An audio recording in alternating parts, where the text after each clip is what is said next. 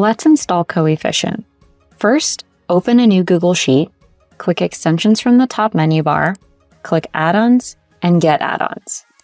Search for Coefficient in Google Marketplace, click the first result in the search results, and click Install.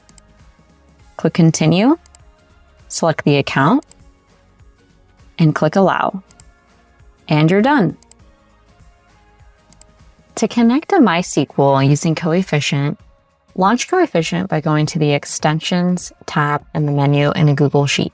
Click Extension, click Coefficient, and click Launch. This will launch Coefficient in the side peek window. To select MySQL as a data source, select Import From,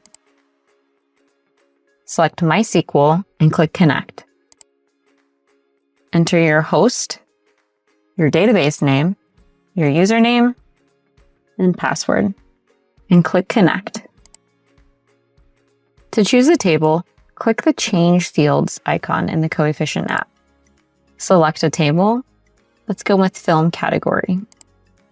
Select all of the columns in the table or just select a few, and click Import. And to finalize your import, go ahead and click Import at the bottom of the Coefficient app. And within seconds, we've connected to our MySQL database.